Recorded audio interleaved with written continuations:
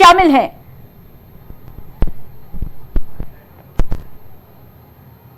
बिहार में विधानसभा चुनाव की तैयारियां तेज हो चुकी हैं। हर पार्टी अपने चुनावी अभियान को धार देने के प्रयास में लगी है। इस बार बीजेपी का फोकस महिला, मंदिर और मोदी यानी ट्रिपल एम फैक्टर पर आधारित है। इस फैक्टर को ध्यान में रखते हुए बीते कुछ दिनों में बिहार सरकार ने महिलाओं को लेकर कई बड़ी घोषणाएं की हैं।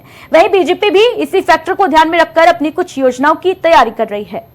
प्रधानमंत्री नरेंद्र मोदी की ताबड़तोड़ रैलियों से लेकर माता सीता के भव्य मंदिर की घोषणा तक और इसके बाद राज्य में पेंशन, विवाह मंडप, त्योहारों पर बाहर रहने वाले लोगों को बुलाने समेत कई बड़े ऐलान किए जा चुके हैं। इनके जरिए बीजेपी और जेडीयू ने मिलकर एक खास नैरेटिव गढ़ने की कोशिश की है। अपने ऐलानों के जरिए एनडीए का फोकस अपने कोर वोटर्स को दुरुस्त करने के साथ ही साथ लुभावने वादों के जरिए लोगों को अपने पाले में खड़ी करने का भी है। पीएम मोदी 15 जुलाई से 15 सितंबर के बीच बिहार के सभी 9 प्रमंडलों में रैलियां करेंगे। 2 महीने तक प्रधानमंत्री मोदी के चलने वाले इस मैराथन दौरे से पहले भी उन्होंने बिहार के मधुबनी, विक्रमगंज और सिवान में जनसभाएं की हैं। अगले 2.5 महीनों में 10 से ज्यादा बार अभी बिहार के दौरे की योजना है। दूसरी तरफ सीतामढ़ी में माता सीता के भव्य मंदिर का ऐलान भी हो चुका है। इसका डिजाइन सीएम नीतीश कुमार जारी कर चुके हैं। गृह मंत्री अमित शाह भी कई बार सीता माता के मंदिर का जिक्र करते हुए कई बार अपनी जनसभाओं में लोगों को संबोधित कर चुके हैं। वहीं बीजेपी इसके जरिए मंदिर और महिला दोनों वोटर्स पर फोकस कर रही है। महिलाएं खासतौर पर बीते कुछ चुनाव में बीजेपी और जेडीयू के साथ मजबूती से खड़ी नजर आई। इसी को ध्यान में रखते हुए मुख्यमंत्री नीतीश कुमार ने कुछ योजनाओं का ऐलान भी किया है। सबसे पहले लंबे वक्त से चली आ रही एक बड़ी मांग को पूरा किया गया है। बिहार सरकार ने विधवा वृद्धा पेंशन की राशि 400 से बढ़ाकर 1100 रुपए करने का ऐलान किया है।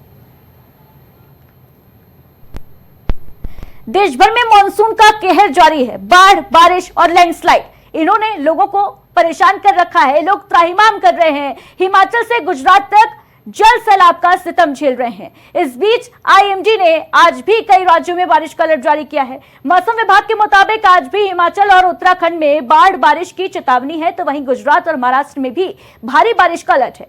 महाराष्ट्र के रायगढ़, मुंबई, ठाणे और पालघर इलाकों में बारिश का येलो अलर्ट जारी किया गया है। मौसम विभाग की माने तो राजस्थान, मध्य प्रदेश, केरल, कर्नाटका, ओडिशा, बिहार और झारखंड में भी तेज बारिश होने के पूरे आसार हैं। राजस्थान में बीते 24 घंटों की बात की जाए तो काफी बारिश हुई, क्योंकि मानसून राज्य के कई इलाकों में पहुंच गया है।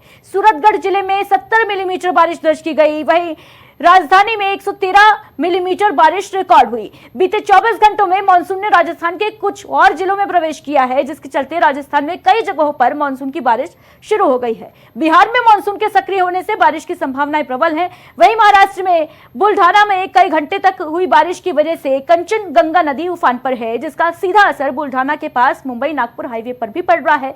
इस इलाके में सड़क के अलावा लोगों के घरों में भी घुटनों तक पानी भरा है। राजस्थान में बीकानेर, जैसलमेर, बाड़मेर, जालौर, सिरोही, उदयपुर, दौसा, अजमेर, टोंक, सवाई माधोपुर जिलों में और आसपास के क्षेत्रों में अलग अलग स्थानों पर बिजली की चमक, गरज और बारिश के साथ आज सुबह की शुरुआत हुई। वहीं दिल्ली एनसीआर में बादल छाए रहने के बावजूद मानसून की बारिश अभी तक नहीं हुई है। तेज धूप और उमस ने हालत खराब कर रखी है। उत्तर प्रदेश की बात की जाए तो यहाँ मौसम का मिजाज नर्म होने लगा है। बारिश नहीं हो रही है, मानसून की रफ्तार कम हुई है, जिससे चिंताएं बढ़ गई हैं।